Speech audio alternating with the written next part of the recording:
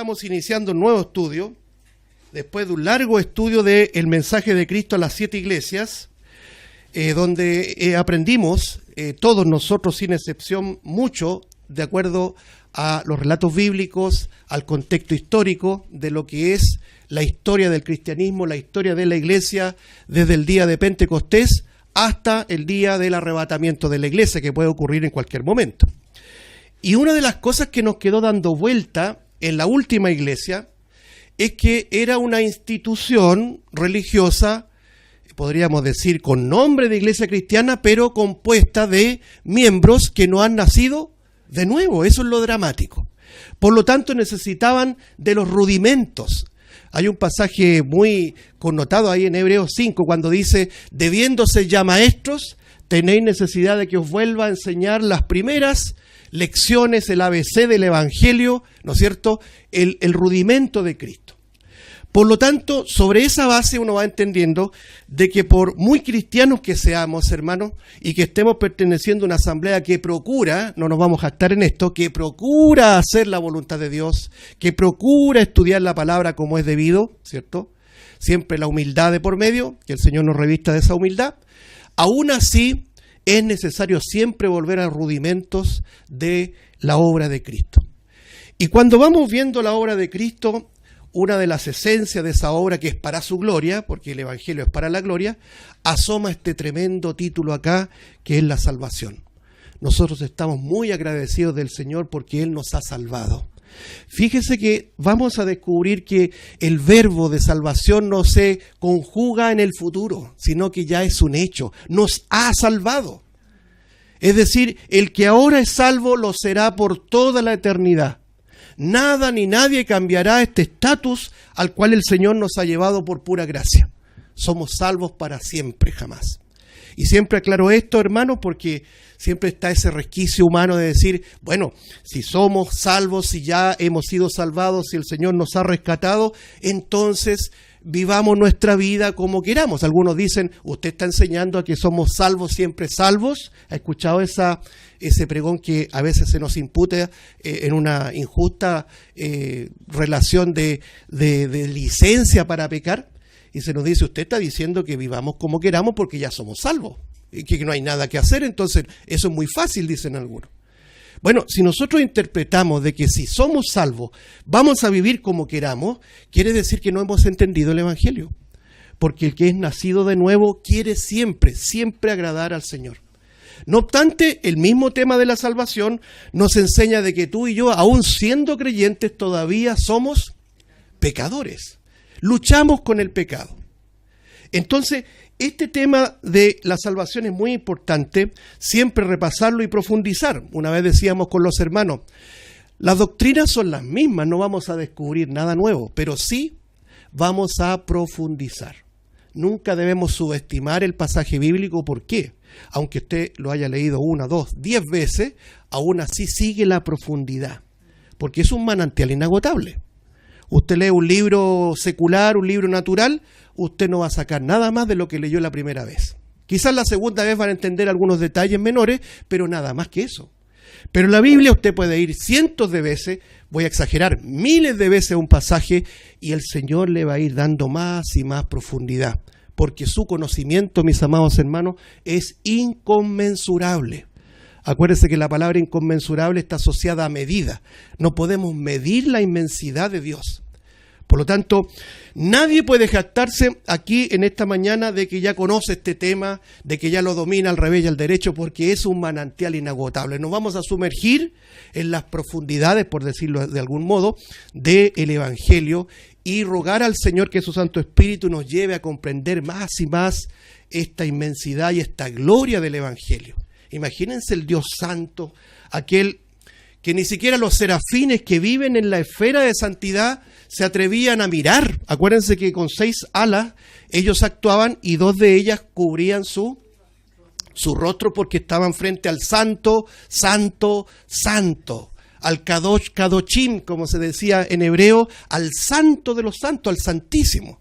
Y que Él se haya dignado a enviar a su propio Hijo para salvarte a ti y a mí, vil pecador, es realmente el mensaje más glorioso que podemos estudiar y podemos proclamar. Y como lo decíamos, La iglesia en la Odisea del final del tiempo que gobierna en nuestros días es una iglesia que no goza de esta salvación, porque la religión todo lo ha estropeado, ¿ya? Todo lo ha tergiversado. El evangelio ha pasado a ser una idea, ¿no es cierto?, humana, de obras humanas. Usted se salva porque hace cosas. Así se predica hoy día en general, no estoy puntualizando una iglesia, sino que en la esfera de esta iglesia nominal. ¿Quiénes se van al cielo? Los mejores, dicen ellos. Entonces, cuando uno, es dramático, a veces uno le pregunta a las personas que son parte de una iglesia, ¿qué hay que hacer para ser salvo? Y después de un titubeo, y uno se preocupa, ¿cómo puede haber un titubeo en un creyente? Un creyente no puede tener claridad en muchas doctrinas, escatología, qué sé yo, muchas cosas técnicas, pero hay algo que no va a dudar nunca. Cristo murió por mí. Yo siendo pecador, no digo yo, sino que en el sentido general del creyente, dice, yo soy pecador, pero Cristo murió por mí. Y la respuesta es una y solo una. ¿Cómo llegamos al cielo? Por la obra gloriosa de nuestro Señor Jesucristo. Él me salvó. Como decía el ciego, no sé si él es pecador o no, decía el ciego, ¿se acuerda? Pero una cosa sé. Yo era ciego y ahora veo. Eso ocurrió con tu vida. Éramos pecadores perdidos y ahora somos pecadores perdonados, pecadores santificados para la gloria de Dios. Este es el título que le hemos dado, la salvación del Evangelio eterno. ¿Sabe por qué? Porque la salvación no comienza en nuestro plano temporal, no comienza aquí en la tierra. La salvación se proyecta desde la eternidad hacia la eternidad, hermanos. Porque la elaboró, el plan fue creado, diseñado por un Dios eterno, que no anda conforme a las circunstancias. Nosotros siempre vivimos en torno a las circunstancias, porque somos personas falibles y finitas. Cuando digo finita no digo estilizada, sino que tenemos principio y tenemos fin. Nuestra idea es de que todo lo que nace tiene que morir. Todo lo que sube tiene que bajar y cosas por el estilo. Esa es nuestra perspectiva humana, material, temporal. Pero el Dios eterno tiene una mirada que no tiene principio y no tiene fin. Para nuestra comprensión natural siempre hablamos de eternidad pasada y de eternidad futura. Pero en el estricto rigor de la palabra, la eternidad no tiene tiempo, es atemporal. Pero para comprender, usted, yo sé que sabe este dicho, no sé si nuestros hermanos de afuera también lo manejan, cuando nos confrontan o nos dicen, ¿qué fue primero? ¿El huevo o la gallina? Y muchos se enfrascan en esa discusión. Algunos dicen, yo creo que el huevo, y quién puso el huevo, la gallina, y la gallina quién, y interminable, como decían algunos, la discusión bizantina. ¿Cuántos ángeles caben en la cabeza de un alfiler? Imagínense qué cosas más ridículas, pero así el hombre se enfrasca en discusiones, ¿ya? Y se amontonarán maestros conforme a sus propias concupiscencias, dice la Escritura, en el último tiempo, para discutir y debatir cosas que no tienen ninguna relevancia. Lo que sí sabemos, hermanos, es que la Biblia revela a un Dios eterno, a un Dios que comienza en un concepto que para nosotros es incomprensible e inconmensurable. Permítame esta introducción.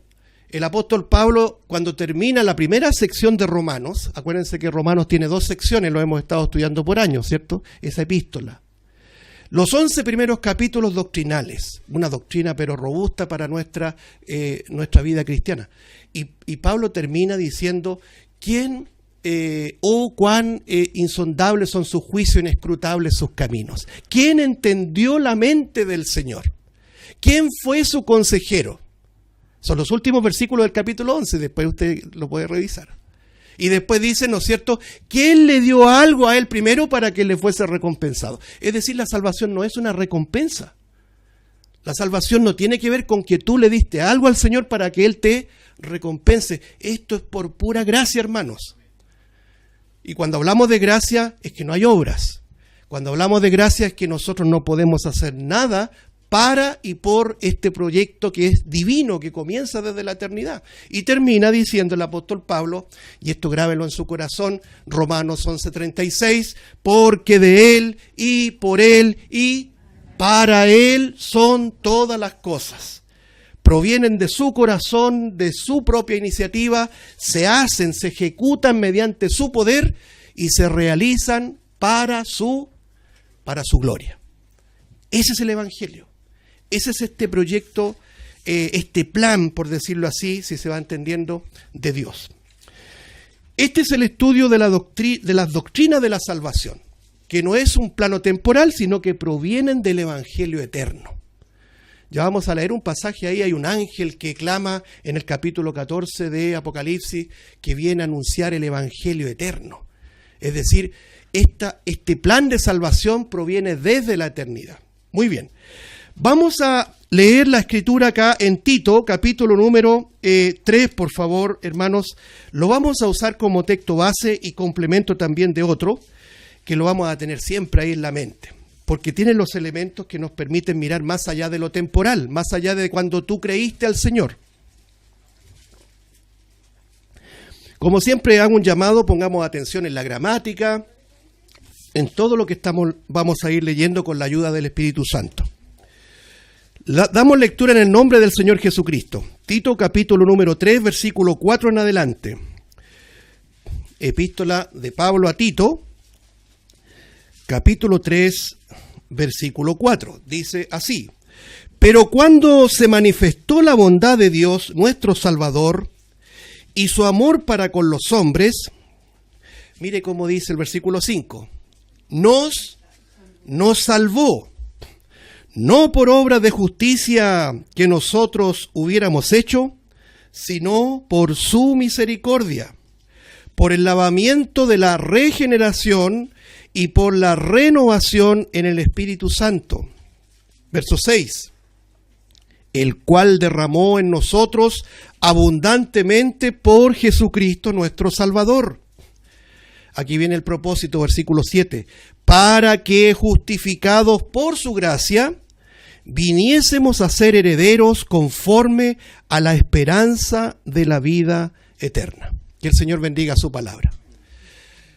Como una introducción, hermanos, en estos versículos, implícitamente y directamente, podríamos decir, nos está hablando de una proyección que viene desde antes y que se proyecta hacia adelante. Imagínense.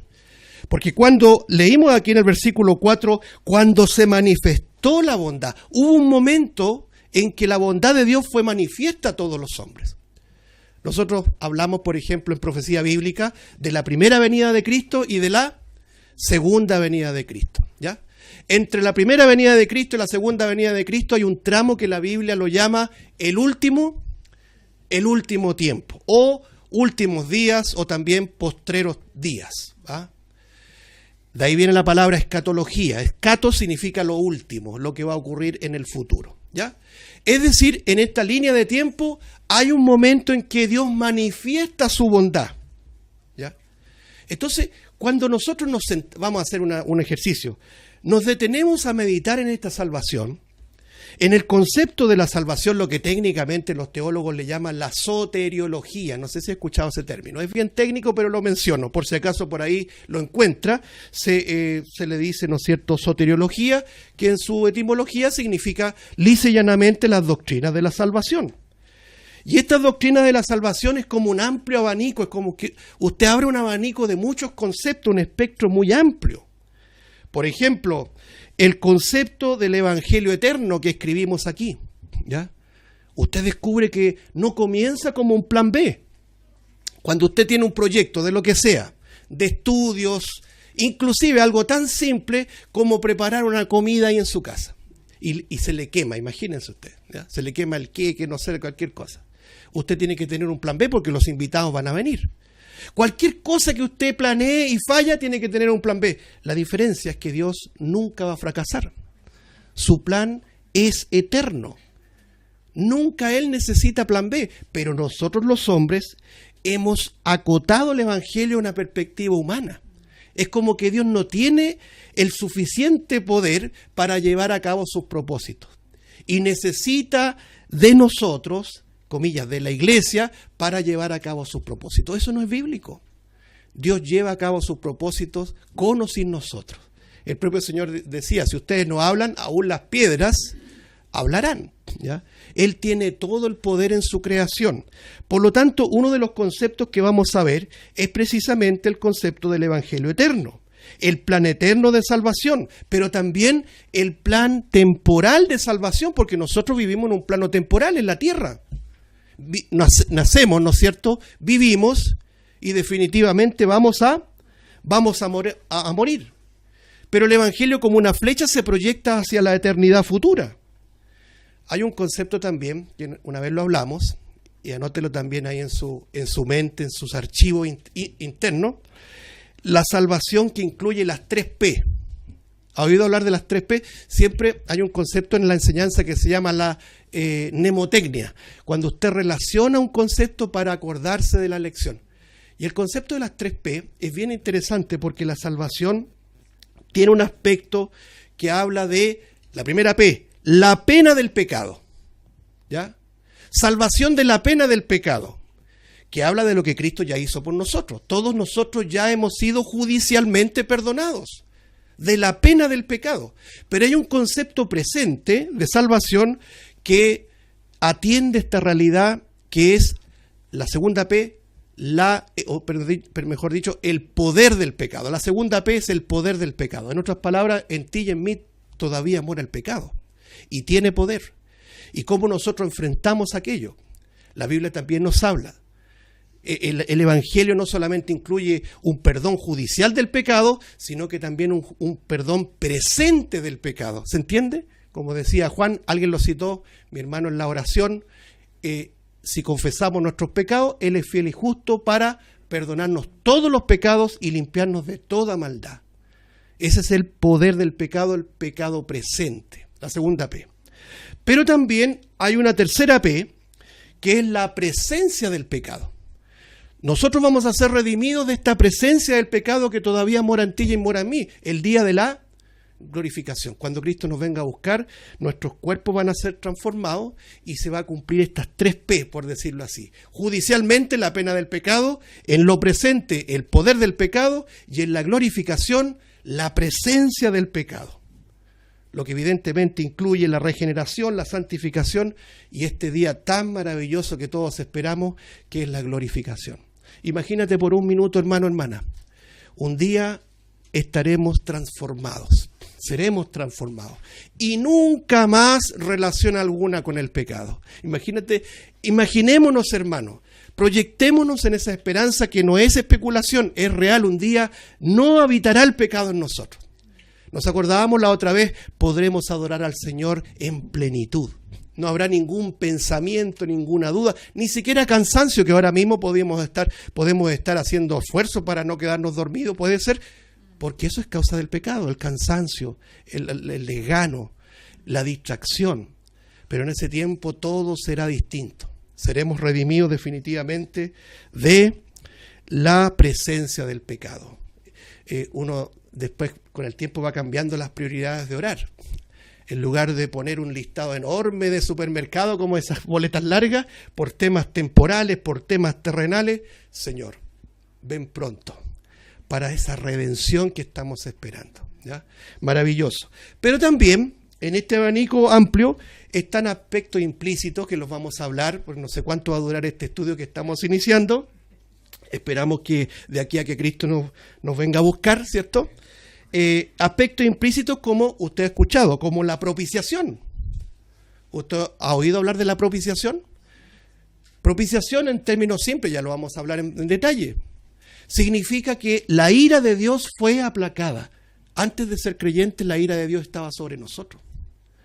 Pero una vez que el Señor nos trajo a su redil, ¿sí?, nos puso en esta esfera de salvación, esa ira que estaba sobre nosotros fue aplacada por la obra gloriosa de nuestro Señor Jesucristo en propiciación por nosotros. Pero también está la palabra expiación. Él expió nuestros pecados en la cruz. ¿Qué significa expiación? Significa que Él cubrió todos nuestros pecados, hermano. De manera que el Señor ya no ve en ti y en mí ningún pecado. Ni pasado, ni presente, ni los de mañana. Imagínense, qué privilegio más grande. Eso es la expiación. Pero también implícitamente en esta obra gloriosa de la salvación está la remisión. ¿Ha oído hablar de la remisión? El Señor dejó una institución cristiana que es la Cena del Señor. Y cuando la la fijó ahí en medio de una celebración judía, que es la Pascua, ¿se recuerda? Tomó un pan, distinguió una copa y dijo de la copa: esta es la sangre del nuevo pacto que se derrama para remisión. Y ahí uno se pregunta, ¿qué significa remisión? Temas que vamos a hablar, pero igual le voy a anticipar. Remisión significa tomar nuestros pecados y lanzarlos lejos de la presencia de Dios. Había un ejemplo en el Antiguo Testamento, porque todo estaba en medio de figuras de símbolos, ¿se acuerda? Y en un momento, cuando, Levítico 16, si lo quiere revisar después, había un macho cabrío que tipificaba este concepto de remisión. Se ponía la mano sobre el animal, ¿no es cierto?, este macho cabrío, y se mandaba al desierto, lejos, para remitir los pecados, es decir, mandarlos desde su origen. Entonces, que el Señor nos haya también incorporado en este concepto de remisión significa que nuestros pecados están lejos de la presencia de Dios. Pero también aparece el concepto de redención, son parecidos, ¿cierto? ¿Cuántas veces usted ha oído hablar de Cristo Redentor? ¿Qué significa que Cristo nos redimió? En términos simples significa que Cristo nos rescató, pero que también pagó un precio para nuestro rescate. Y el precio precioso, invaluable, es su sangre preciosa. Imagínense. Yo siempre, cuando llego a este punto, me acuerdo de dos cosas. Primero, que Cristo Jesús, el Rey de Gloria, el Hijo de Dios, Dios hecho carne, fue vendido, traicionado por 30 míseras piezas de plata. ¿Sí? Pero Él nos compró, nos rescató al precio invaluable de su sangre, que ni siquiera las perlas más preciosas pueden equipararse al valor de su sangre. Esa es la redención, nos redimió, nos rescató pagando un precio. La sustitución, también vamos a hablar de ello. ¿Qué significa la sustitución? Que Él murió por nosotros. Dios muestra su amor para con nosotros en que, siendo nosotros aún pecadores, ¿qué dice? Cristo murió, no se olvide de eso, por nosotros. Los que tendrían que haber muerto eternamente somos nosotros, porque éramos pecadores. Pero Cristo quiso venir a morir por nosotros. Eso significa que Él hizo una obra de sustitución. Y la sustitución la vemos desde el Génesis, cuando el Señor llama a Adán y Eva, y aunque ellos estaban cubiertos con delantales de hojas de higuera, para el Señor no servía esa cobertura, ¿se acuerda? Y resulta que Él tomó pieles y los vistió. Y ese tomó pieles usted no puede pasarlo por alto, Génesis 3:21, sino que tiene que decir de dónde salieron las pieles. De un animal que no tenía arte ni parte en el pecado del hombre. Cuando digo hombre, digo mujer, digo Adán y Eva. Y el Señor tomó las pieles de ese animal y cubrió al pecador. Es decir, ese animal representa el primer acto de sustitución, que proyecta evidentemente al Cordero de Dios que murió para sustituirte a ti y a mí, para que fuéramos nosotros salvos. Tremenda doctrina de la sustitución. El perdón de pecados, ¿ya?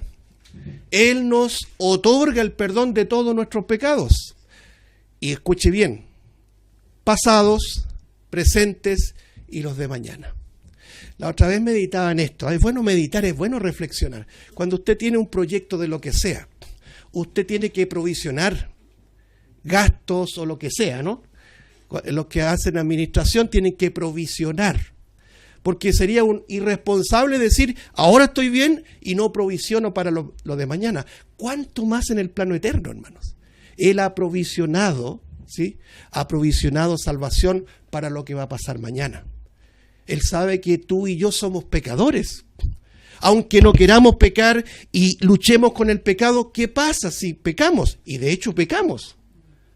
Hay provisión para nosotros, hermanos. Hay salvación. Pasada, presente y futura, es decir, perdón de pecados. Pero no solamente está el perdón de pecados, sino que algo esencial, y aquí termino esta parte de los aspectos implícitos, que es el declararnos justos, hermanos. ¿Se fija que son amplios los términos? Son muchos. ¿Qué significa que somos justificados? Que legalmente nosotros éramos culpables, que nosotros legalmente estábamos ante el trono de Dios. Y los expedientes, imagínense una carpeta amplia, tuya y mía, declaraban y confirmaban que éramos pecadores perdidos. Por eso aquí hay algo muy solemne. El día del juicio final se abrirán los libros, los expedientes, los archivos, donde los hombres tendrán que dar cuenta de todos sus pecados. Imagínense ustedes, quiero que meditemos en esto. Una vez decía un hermano, imagínate por un momento teniendo un proyector o esta misma pantalla acá, y cada uno de nosotros va a ser expuesto aquí, con todos los pecados. Yo creo que saldríamos arrancando, desconectaríamos el televisor urgentemente. Apaga eso. Decía el hermano J. Vernon McGee, un predicador extinto ya de muchos años atrás, decía, si usted supiera cómo soy yo, no me querría escuchar nunca más. Pero decía también, si yo supiera cómo eres tú, no querría enseñarte nunca más. Es decir, hermanos, el Señor nos declara justos para podernos hacer inocentes, aptos para entrar al cielo. Y usted dice, pero ¿cómo puede ser eso si yo sé que soy pecador? Tú sabes que eres pecador. ¿Cómo llegamos ahí? Por una justificación imputada. Es decir, la justicia de Cristo, la dignidad de Cristo, la pureza de Cristo nos fue imputada para que tú y yo entremos al cielo justificados. Es decir, inocentes, como que si nunca nosotros hubiésemos sido pecadores. Y como es una justicia eterna, es una justicia que no tiene fin. Por eso que aquí se desmorona toda idea de lo que también vamos a hablar. Se pierde la salvación. Cuando nosotros por un momento dudamos de que esta salvación es eterna, vamos a comenzar a trastabillar y decir, esta salvación es condicional. Esta salvación depende de tu fidelidad y de la mía. Algunos dicen que la salvación se puede perder. Ellos pueden decir y se les respeta, pero la Biblia no dice eso. La Biblia dice que esta justificación y todo lo que hemos hablado, ¿cierto? Todo lo que hemos hablado es eterno, es para siempre, jamás, hermano. Imagínense, eternamente justificados, hermano. Gloria a Dios por eso. Bueno, para ir al pasaje de Tito nuevamente, nunca olvide, mi hermano, hermana, que la salvación lleva consigo aspectos eternos, que nos va a costar aceptarlos. Y hasta el día de hoy nos cuesta entender, como por ejemplo en la elección soberana. Él ha escogido desde antes de la fundación del mundo. La predestinación, que es una doctrina que no la podemos encasillar en un término que se llama calvinismo. ¿Ya? Que Calvino lo haya enseñado, bueno, pero lo que vamos a enseñar no es calvinismo, está en la Biblia. La predestinación es una doctrina bíblica. Y la vamos a ver en detalle el tiempo que sea necesaria. Y solamente recordar que lo estuvimos hablando en el estudio anterior, la doctrina del llamamiento, porque un día fuimos llamados de las tinieblas a su luz admirable, y el Señor nos concede evidentemente el arrepentimiento, el cambiar de manera de pensar. Vamos a Tito nuevamente, hermanos, por favor. Tito capítulo número 3, versículo número 4. Tito 3:4 dice, pero cuando se manifestó la bondad de Dios nuestro Salvador y su amor para con los hombres. Hubo un momento, hermano, en que Dios manifiesta estos atributos esenciales. Uno de ellos es su bondad y su amor. ¿Ya? Nunca nos vamos a olvidar de este pasaje, el lema que tenemos como cristianos. Juan 3:16, yo creo que todos lo sabemos de memoria, porque de tal manera amó Dios al mundo que ha dado a su Hijo unigénito para que todo aquel que en Él cree no se pierda, mas tenga vida eterna. ¿Ya? Eso resume lo que estamos diciendo. Una vez la bondad de Dios se manifestó. Pero antes de entrar en eso, no puedo yo pasar por alto esta conjunción adversativa. Tito 3:4 dice, pero. Este pero es esencial para comprender la salvación, hermano. Este pero es lo que, como conjunción, ¿cierto? Dice, a pesar de lo anterior, a pesar de toda nuestra ruina, el Señor manifiesta su bondad. Entonces, yo quiero que meditemos un poquito en esto, mire. Acompáñenme, por favor, a Génesis capítulo número 5. Vamos a hablar de los albores de la creación prácticamente, pero vamos a centrarnos en un personaje que lo estamos viendo en la televisión, Génesis. ¿Ah? Qué terrible, hermano. Permítame hacer la aclaración, no le voy a hacer propaganda a esa comedia, pero le digo a la Eli siempre, ¿de dónde tienen tanta imaginación, hermano? No sé si ha visto una pincelada de Génesis. Una historia, unos relatos, pero realmente un Oscar, vamos a decirle, un Oscar a la creatividad y a la imaginación. No es lo que dice la Biblia. Tienen unas tremendas historias ahí, la vida de Taré, ¿no es cierto?, el padre de Abraham, y etcétera. Entonces digo, bueno, ellos presumen presentar la Biblia y no están presentando la Biblia. Hermano, si queremos aprender de la Biblia, no vea teleseries. Si quiere aprender de la Biblia, abra su Biblia. Estúdiela sistemáticamente, sin apuro, versículo a versículo, deténgase ahí, vaya a la referencia, vaya a la concordancia, y el Señor con su Santo Espíritu le dará sabiduría para comprender las Escrituras. Pero todas estas películas sincréticas que quieren mezclar la sensualidad con lo sacro, ¿cierto? La gente atrae, mira, qué guapo esta tarea, dice, y cosas por el estilo, la gente se engancha por los actores, y la palabra de Dios queda, ¿cierto?, relegada a una teleserie. El Señor no aprueba eso, hermanos. Permítanme decirlo y aclararlo. Aquí nosotros vemos algo muy distinto. En la Biblia no existen los superhombres, ¿ya? No existen los grandes héroes de la Biblia, sino que hombres pecadores, mujeres pecadoras como tú, como yo, que el Señor en su gracia los capacitó, los usó y llevó a cabo sus propósitos para su gloria. ¿Ya? Leamos un poquito acá en Génesis 6. Estamos en la lectura, ¿cierto? Génesis capítulo 6. Primero vamos a leer la primera parte, que aquí está en el versículo 5 al 8. Note. Génesis capítulo 6, versículo 5. Y vio Jehová que la maldad de los hombres era mucha en la tierra, y atento aquí a cada palabra, y todo, no algunos, todo designio de los pensamientos del corazón de ellos era de continuo solamente el mal. Deténgase ahí. Fíjese que dice todo designio, toda conclusión, todo juicio de la humanidad era de continuo, es decir, todos los días, solamente el mal. Pregunta, el hombre caído, porque aquí está hablando de la generación caída, ¿ya? Porque ahí tenemos que trasladarnos al Génesis. Capítulo 2 de Génesis, el hombre tenía comunión con Dios, ¿sí? Capítulo 3 de Génesis, el hombre pierde la comunión con Dios. Entra el pecado, y con el pecado entra la muerte.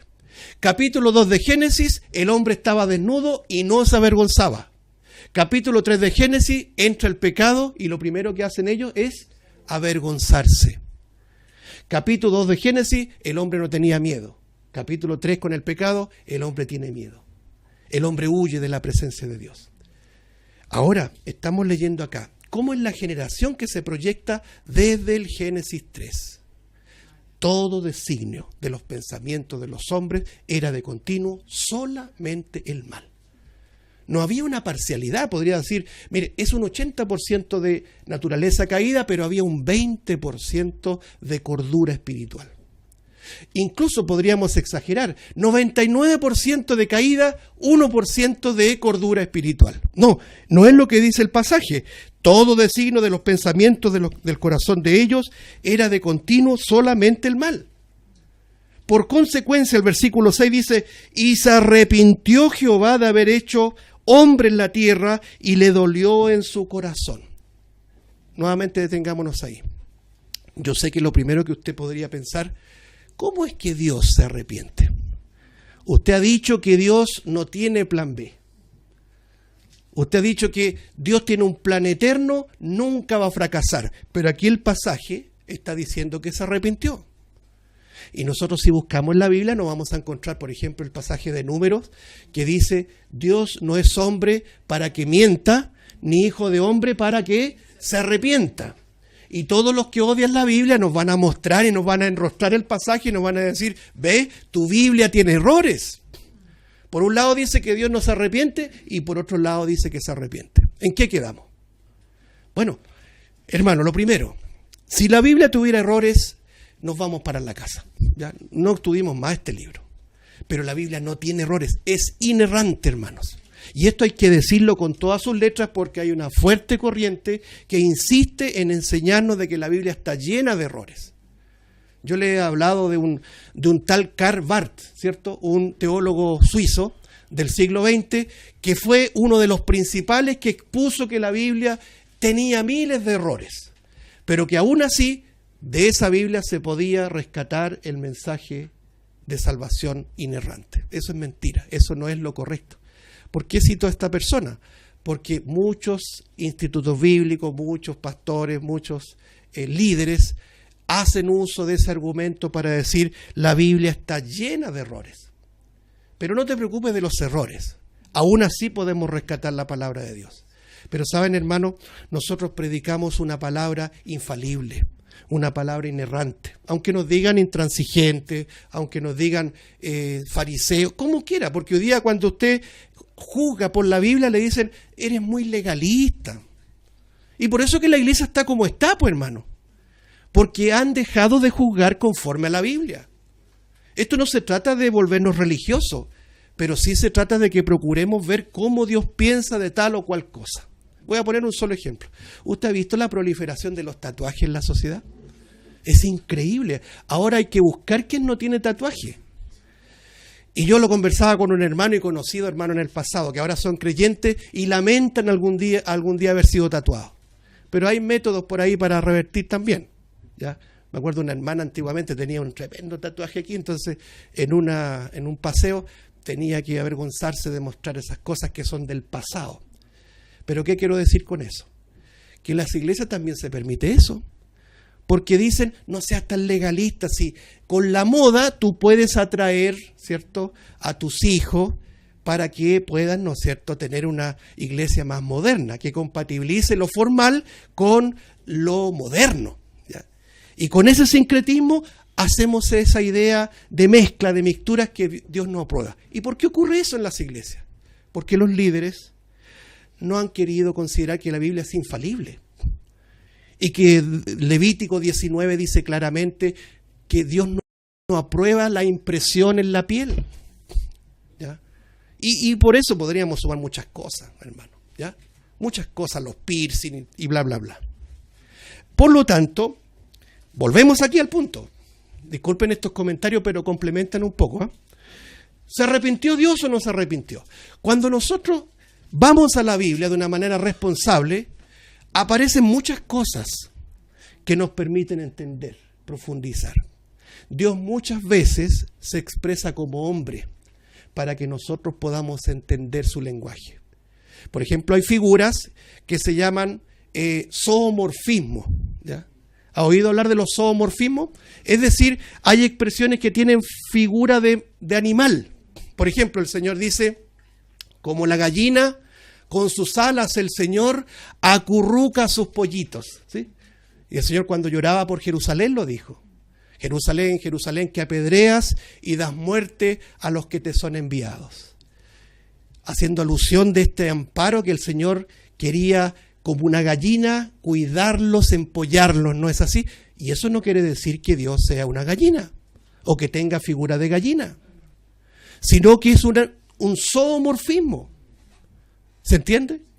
Ahora hay otro concepto que es el antropomorfismo. Antropo es hombre. ¿Sí? Morfismo es forma, es decir, forma de hombre. Le voy a poner un ejemplo. Cuando el Señor permite que Noé salga del arca, lo primero que hace Noé es hacer un holocausto. ¿Sí? Hace un sacrificio. Holocausto significa un sacrificio quemado del todo. Es decir, el animal que proyectaba la figura del Señor Jesucristo era sacrificado en el altar y se quemaba enteramente. Eso se llama holocausto.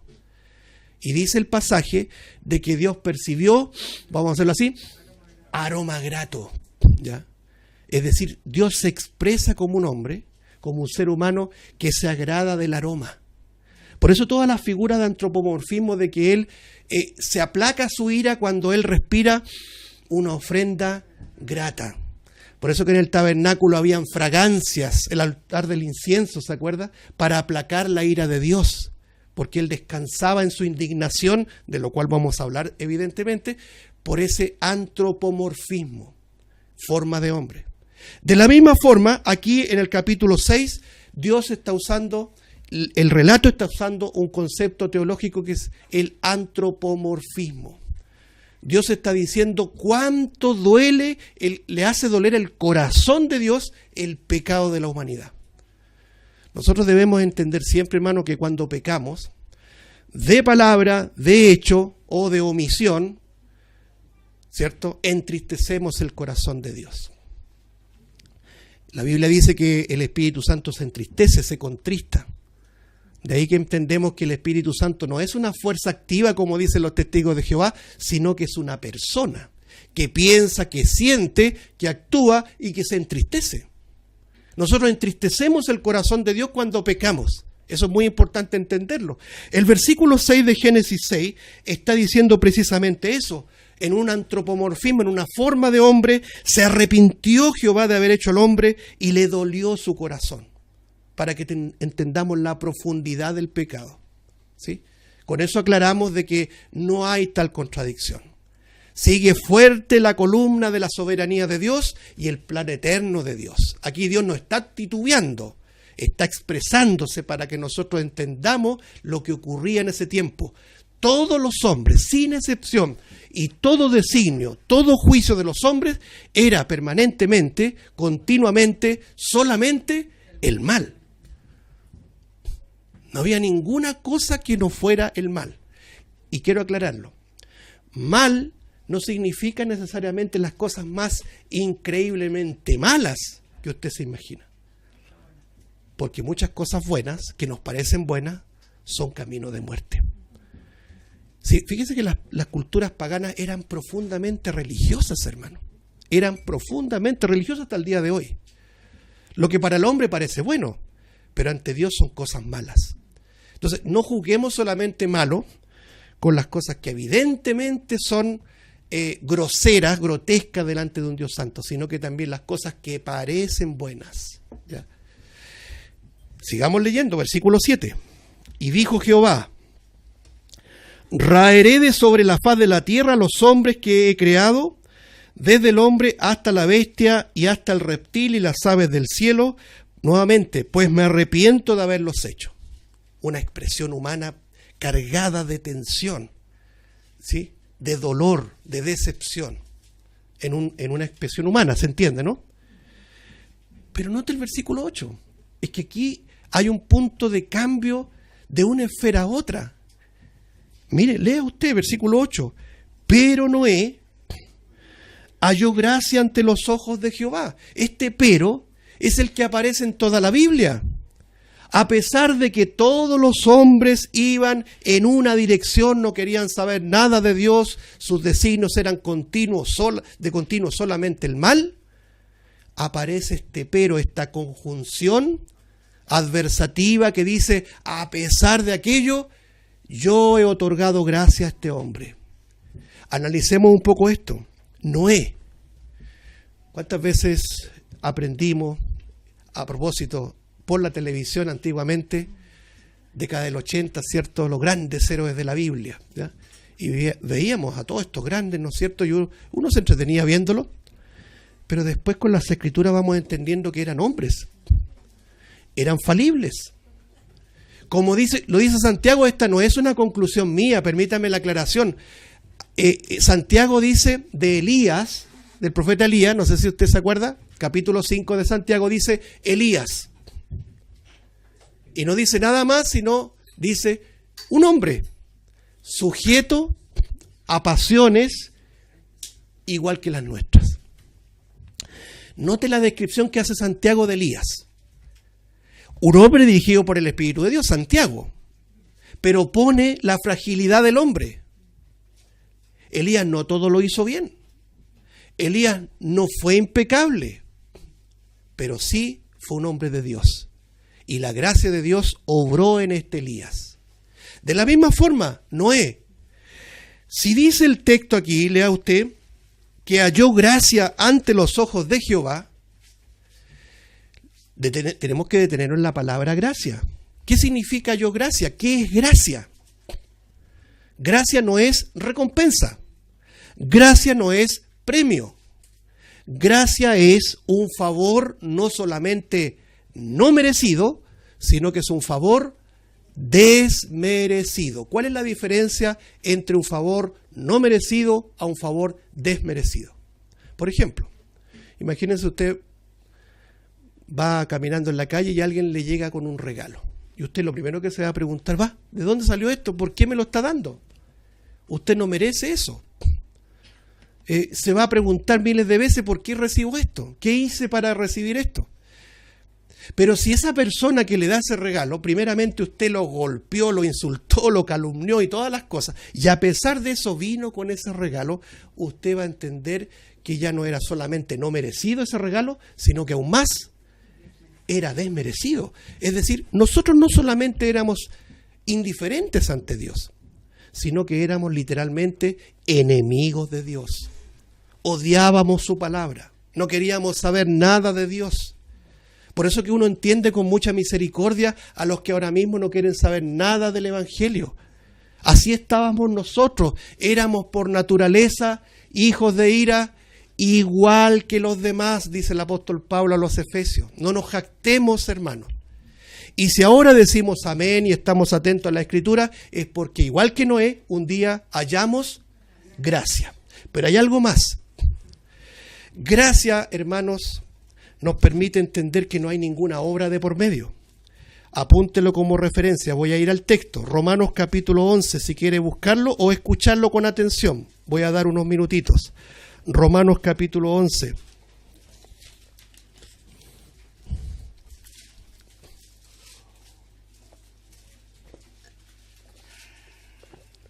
Romanos capítulo número 11, versículo 6 dice así: y si por gracia, ya no es por obras.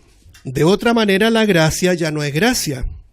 Y si por obras, ya no es gracia. De otra manera la obra ya no es obra.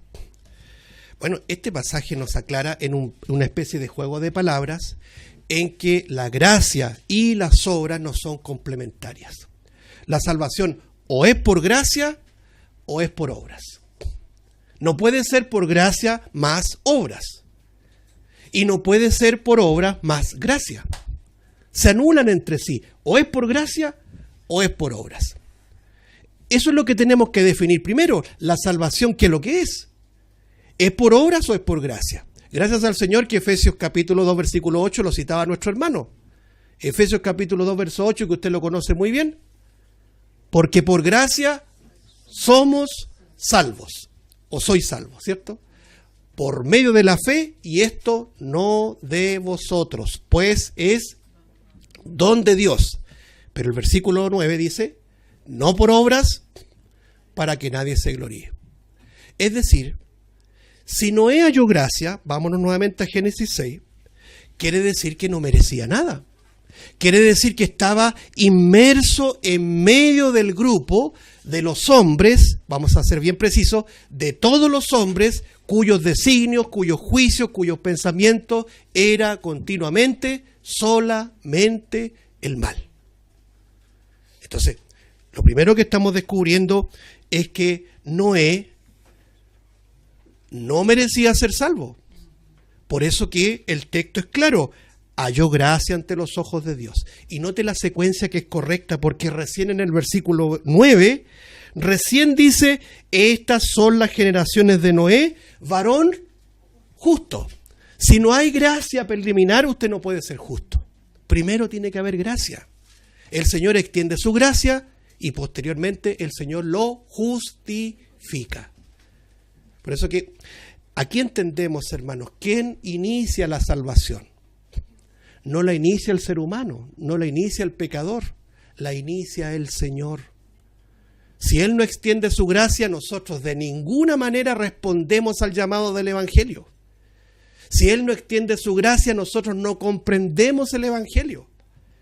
Y ahí viene la pregunta, ¿y por qué el Señor extendió gracia a ti?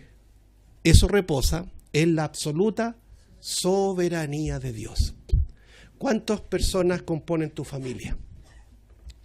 Hermanos, no sé, madre, padre, etcétera. Y tú te das cuenta que solamente tú has sido objeto de esta soberanía, esta gracia soberana que te ha permitido ahora ser justo. Porque tú no podrías decir yo soy mejor que mis hermanos, yo soy mejor que mi vecino, yo soy mejor que mi compañero de trabajo que no quiere saber nada del Evangelio. Solamente podemos decir hemos hallado gracia. Volvamos a Génesis. Ahora entendiendo más o menos la extensión, este pero es importante. El hombre caído absolutamente, los designios de sus pensamientos era de continuo solamente el mal, y aparece este pero, ¿no es cierto? Noé halló este favor desmerecido ante Dios. Si este pero no aparece en la Biblia, no hay salvación. Quiero que leamos y terminamos porque ya se nos fue el tiempo. Vámonos a Efesios capítulo 2, hermanos, por favor.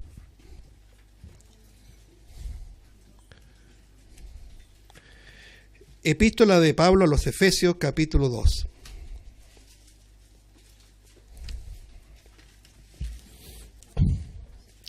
Solamente voy a leer y terminamos en esta mañana.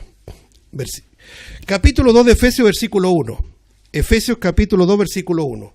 Y Él os dio vida a vosotros cuando estabais muertos en vuestros delitos y pecados, en los cuales anduvisteis en otro tiempo, siguiendo la corriente de este mundo, conforme al príncipe de la potestad del aire, el espíritu que ahora opera en los hijos de desobediencia. Note el versículo 3. Entre los cuales también todos nosotros vivimos en otro tiempo en los deseos de nuestra carne, haciendo la voluntad de la carne y de los pensamientos, y éramos por naturaleza, ¿qué dice? Hijos de ira, lo mismo que los demás. Versículo 4, anótelo.